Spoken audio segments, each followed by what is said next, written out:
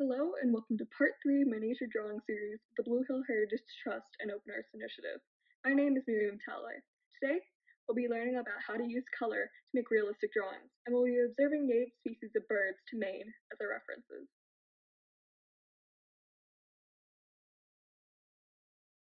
I've prepared 3 examples today.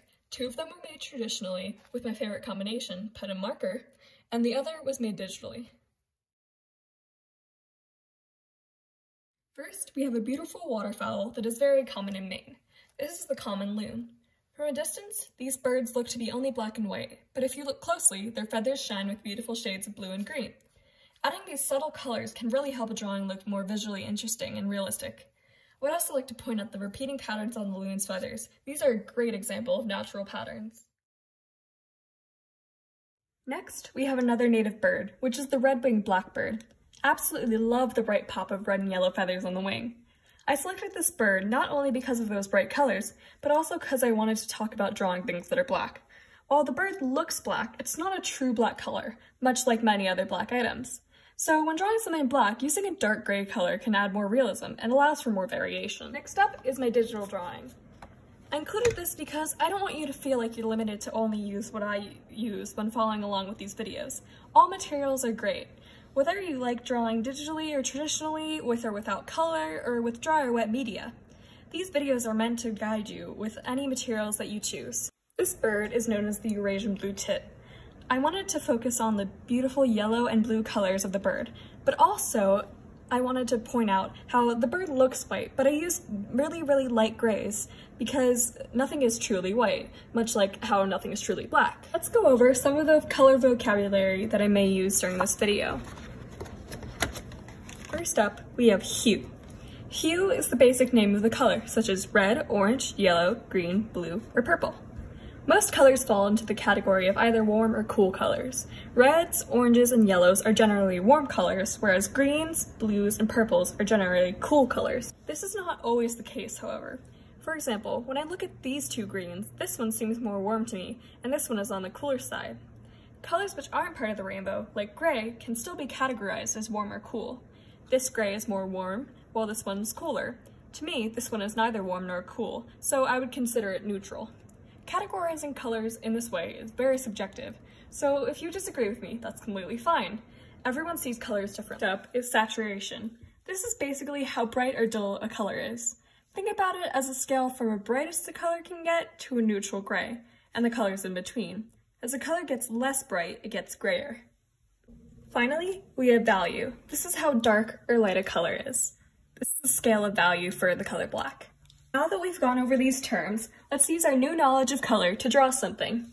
As always, let's take a look at our reference.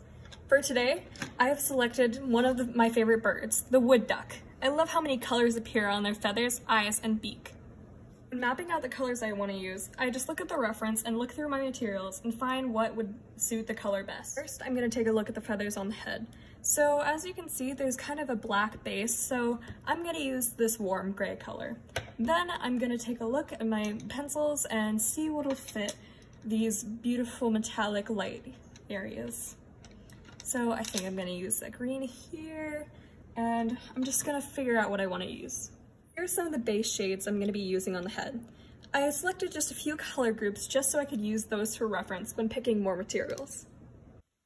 I selected a couple colored markers to use as the base for the beak and the eyes. I'm going to be going over them with colored pencil.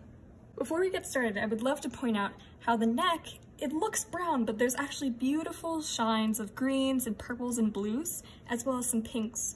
So I'm going to make sure to add those in. As always, let's get started with our pencil sketch.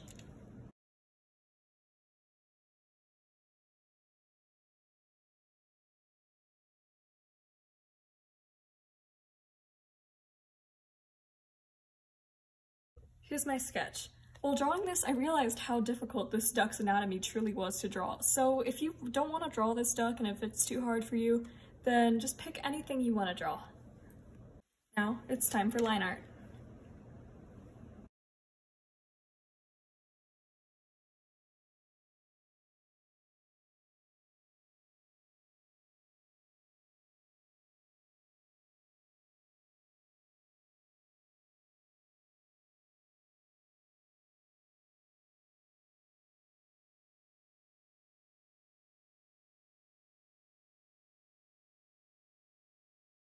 Here's my line art. I went relatively simple with the inner parts because I'm going to add most of my detail when doing color. So next, let's add the base colors.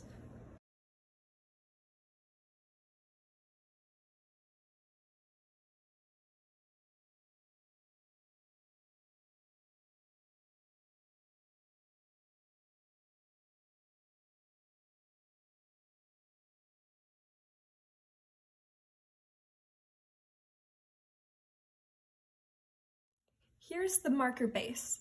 So I just use these markers just to map out where I want things to go. Right now, these colors all look a bit too bright, so I'm gonna be using my black colored pencil and other colored pencils just to go over them slightly, so they have like the blackness of the feathers on them. Alright, so it's time for the colored pencil. I'm gonna be using mine to add all the dimension and details, so let's go. When I'm using my colored pencils, I'm going to be using them just to make the transitions between colors more natural, as well as add more texture of the feathers and make the colors more detailed. So let's go do it.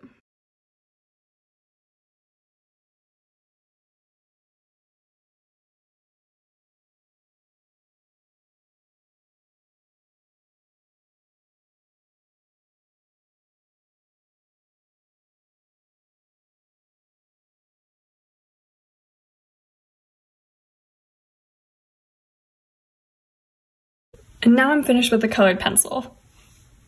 By putting the black colored pencil in even strokes over the other colors, I was able to create a feathery texture.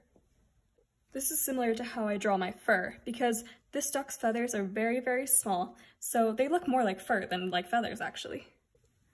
I also did a lot more blending on the beak and on the eyes, so I was able to make them look a bit smoother.